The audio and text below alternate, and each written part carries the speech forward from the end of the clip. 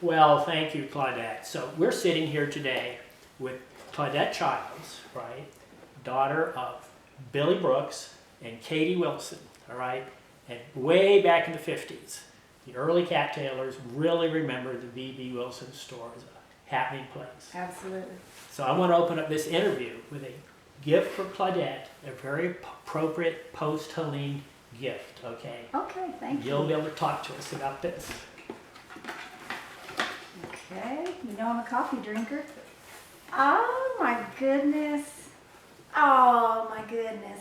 The B.B. Wilson store, as it was, not too long before the flood. There's the Edsel, right? There's Parked the out front. Edsel out front.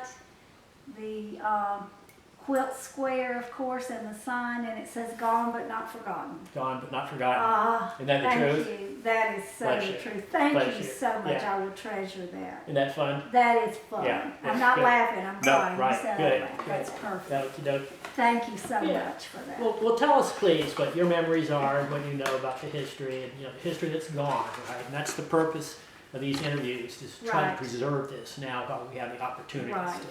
As you alluded to, the store has been so important to people throughout generations. Pensacola. It was actually built by my great-grandfather, Wellesley Riddle, 1914. And it was initially built and stood across the road from the United Methodist Church on Cattail Creek Road. And that was a wooden structure, not the rock structure. It's the wooden one, the Okay. exact one, this exact one, that has always been there. So, not always been there, but existed as the store. After the railroad left, I guess it was when the railroad came in and went up what's now Cattail Creek Road. Okay. They moved the store down to where it is now, and it was moved on with horses and logs. Didn't know this. Yeah, gosh. to be in that intersection. Oh gosh. So, and again, I'm going back to what I said the first time. It was after the railroad tracks came out and the road went in there that they did that. That they moved it there. That they moved it there. That so building, I that don't know exact building. that exact That's building. Yeah, so it was until the flood the same building that my great-grandfather built in 1914. And of course, then it was Riddle, and then when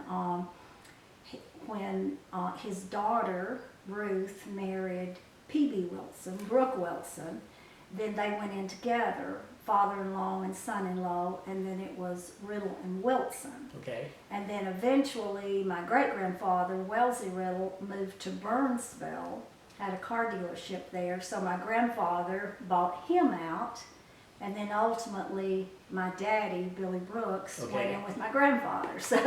And then you say Riddles, right? So I was, Benny Riddle and I were playmates. Were these similar riddles? Riddles thick as fiddles, right? They are similar. They do all hail from the same riddle generational, not close relatives, but the same. Well, Wilson too's a big name, right? Yes. A lot of interlocking and not so interlocking, right? Yeah, absolutely. So what did the store itself do?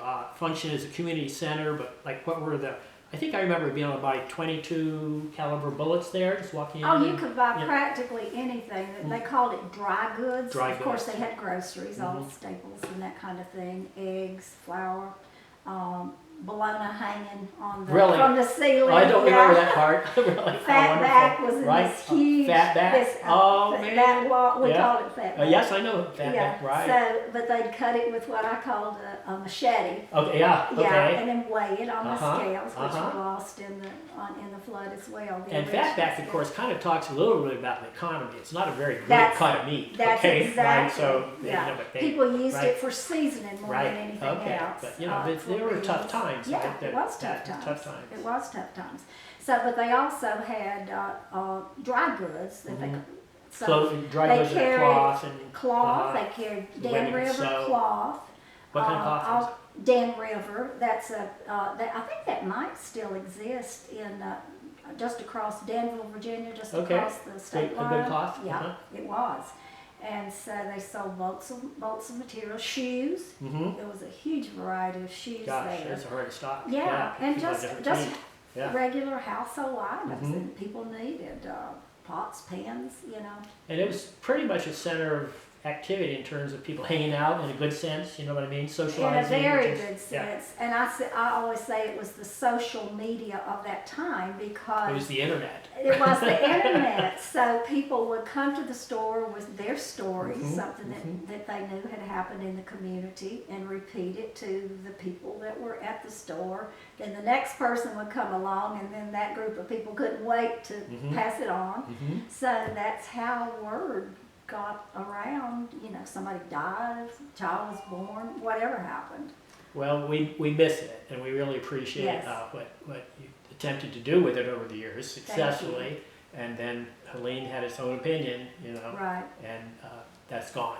That is gone. And I had my real estate business there Mhm. Briefly. So I was fourth generation. Mm-hmm. In that Operating building, out fourth of that generation. building, Wow, yes. that's like Yeah. that's a long time. That's family. That really So, is. So, it's well, true. congratulations, and we're Thank holding you. it all together still. And Thank you. Post Yes. Helene, I think we can feel that as a community we really came together. and We have worked it come out. together, and a lot of people have become acquainted with Mhm. others in the community Mhm. that, Mhm. for whatever reason. Mhm.